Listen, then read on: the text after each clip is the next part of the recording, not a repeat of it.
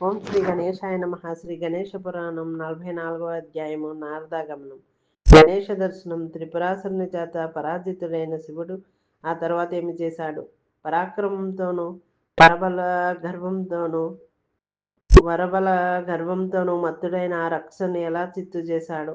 ఆ వివరం నాకు దయతో తెలుపవలసింది అంటూ ప్రార్థించిన ఆ పరాశరనందునితో చతుర్ముఖుడు ఇలా బదులిచ్చాడు. నాయన, ఆ రకంగా త్రిపురుని చేత ఓడించబడి కొండ గుహల్లో తలదల్చుకోవాల్సి వచ్చినందుకు శంకరుడు ఎంతగానో నొచ్చుకుని తిరిగి భూలోకంలో దేవతలకై ధర్మస్వరూపాలైన యజ్ఞాలు ఎప్పుడు నిర్వహించబడతాయో నా చెవులకు స్వాహాస్వదా మంత్రాలు ఇప్పుడు వినబడగలవు కదా.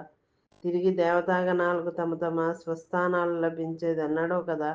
ఆ రాక్షసుని చూస్తే అజేయుడై ఉన్నాడే, ఎలా ఇతన్ని ఓడించడం అనుకుంటూ మదన పడుతుండగా అక్కడికి యాదృచ్ఛికంగా దేవర్షి అయిన నారద మహర్షి రావటం జరిగింది. అందుకు పరమానందభరితుడై ఆ యోగీశ్వరుడైన శంకరుడు నారదునికి ఎదురేగి ఆహ్వానించి ఉచితాసనమిచ్చి అతన్ని యథావిధిగా సత్కరించి ఎంతో ఆదరంతో ఆలింగనం చేసుకున్నాడు. ఓ దేవర్షి, త్రిపురునితో జరిగిన ఘోర సంగ్రామంలో దేవతలు పరాజితులై పారిపోయారు. ఎంతో శక్తివంతాలైన నా దివ్యాస్త్రాలన్నీ ఆ అసురుని దాటికి నా బొమ్మైపోయాయి. ఇందువలన నా ప్రతాపం కోరగాకుండా పోయింది. దీనికి ఏదైనా ఉపాయం సూచించవలసింది అంటూ అర్థించిన శంకరునితో బ్రహ్మ మానసపుత్రుడు త్రిలోక సంచారి దేవర్షి అయిన నారదుడు ఇలా అన్నాడు. శివవరదానం.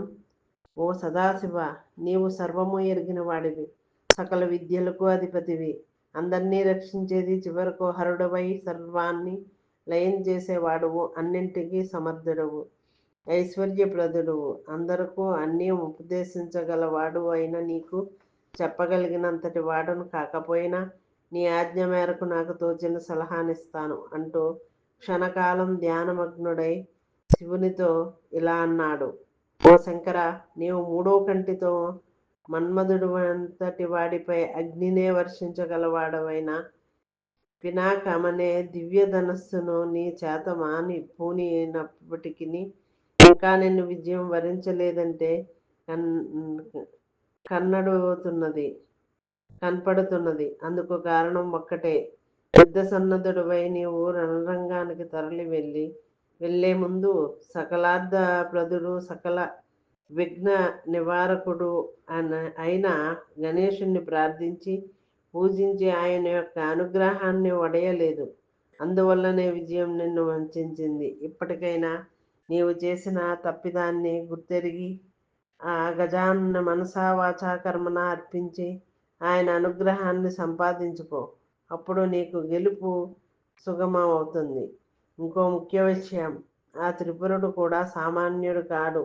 వినాయకుని ఘోర తపస్సుతో ప్రసన్నం చేసుకుని వరాలను పొందాడు.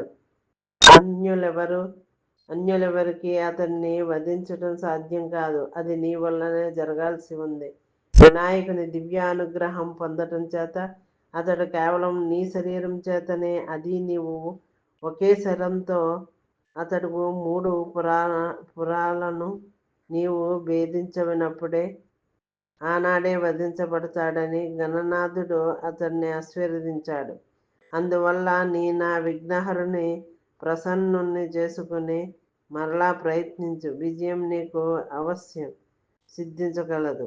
అప్పుడు ఆ మాటలతో తన అంతరంగానికి స్వాంతన కలుగగా శంకరుడు తనకు లోగడ గణేశుని చేత ఉపదిష్టములైన ఏకాక్షరి షడాక్షరి గణేశ మంత్రాలను గుర్తుకు వచ్చాయని, ఆ మంత్రానుష్ఠానం సర్వ సంకష్టాల నుంచి విముక్తి ప్రసాదిస్తుందన్న విషయం నారద మహర్షితో చెప్పి ఆ ప్రకారంగా తపస్సు చేయడానికి విద్యుక్తుడై దండకారణ్యమే అందుకు తగిన స్థలమని భావించి వెంటనే అక్కడకు చేరుకున్నాడు.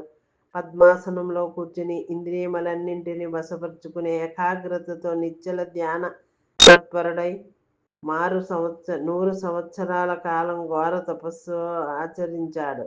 అలా చిరకాలం మహోగ్ర తపస్సును ఆచరించిన పరమశివుని ఎదుట మరో శివుడ అన్న భ్రాంతి కలిగేలా గణేశుడు తన దివ్య దర్శనాన్ని ప్రసాదించాడు. 5 ముఖాలతోనూ 10 బాహువులతో శిరస్సున చంద్రకళను ధరించి మెడలో పుర్రెలమాల పుర్రెలమాల సర్పాలంకారాలతో కిరీట కుండరాలతో సూర్యకాంతినే తలదన్నేటటువంటి దివ్యకాంతితో విరజిమ్మే ఆయుధం గురించి మహా తేజస్సుతో మహోగ్ర రూపుడై సాక్షాత్కరించాడు. ఆ హఠాత్ సంఘటనకు విభ్రం చెందిన శంకరుడు, ఇది కలయా నిజమా, లేక ఇతడు మరో శంకరుడా? అయితే ఈయనకు 5 శిరస్సులు లేదా సంభవించాయి? ఈ 5 శిరస్సులు ఎలా సంభవించాయి? నేను తపస్సు చేస్తున్నప్పుడు ఎవరి కోసమో అట్టి ఆ విఘ్నేశుడితడు కాదు కదా అనుకుంటూ తర్కించుకుంటుండగా సర్వజ్ఞుడైన ఆ గజాననుడిలా అన్నాడు.